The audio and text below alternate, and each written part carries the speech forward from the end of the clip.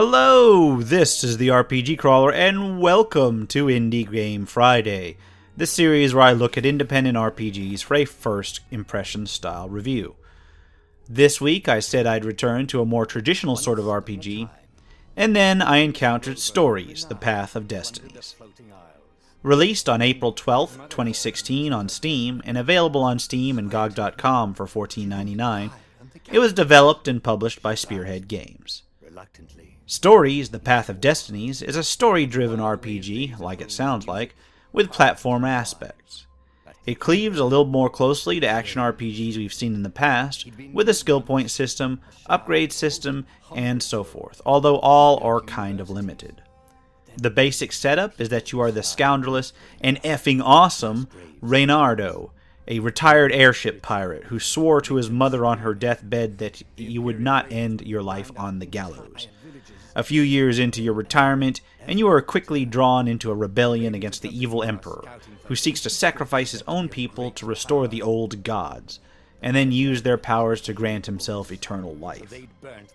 Also, you're a fox, and the emperor is a toad, and everyone is anthropomorphic animals, but in a cutesy, cartoony sort of way, and not an unsettling, uncanny valley kind of way. I'm going to address both one of the main draws of this game and one of the main drawbacks right up front. The graphics and art. The art style is intentionally cartoony, but it is well done. Bright and colorful, the environments and characters are easy to make out and a delight to look upon, provided that you enjoy that sort of style. The problem is, at least at this initial release, the game is poorly optimized. It ran with very slow performance on my system, which is par for the course, but I understand that its slowdowns and poor frame rates exist even on more modern and more up-to-date systems. This can be problematic due to the nature of the combat, which we'll get to at the end.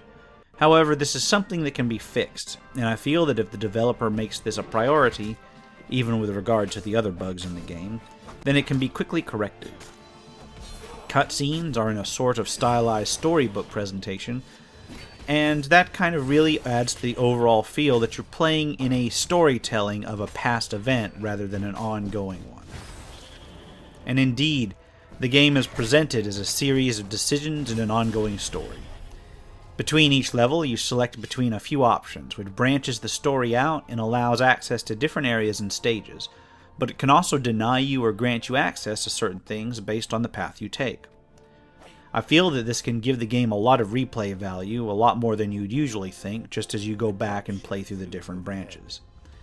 The stages themselves are relatively linear, although a few secrets and pathways that you can explore will open up.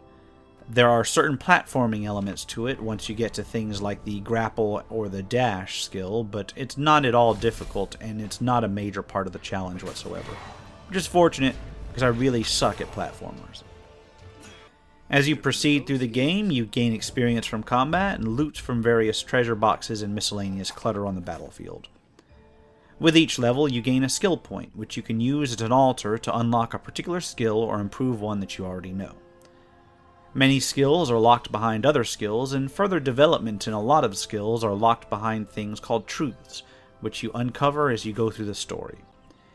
It's basically a way of gating the more powerful skills so that you can't access them while they're too overpowered. I guess this, as well as the other story choices, are really what qualifies this game as an RPG rather than just a straight combat platformer, although it is an RPG light, of course. The loot you can pick up can be used to either upgrade your main sword or make different ones as time goes on. Each sword level can unlock certain abilities, and oddly enough, the swords also function as keys, allowing you to unlock areas of the levels if you have the right sword at the right time. Other loot consists of gems, which grant bonuses when you set them into your character's bracers.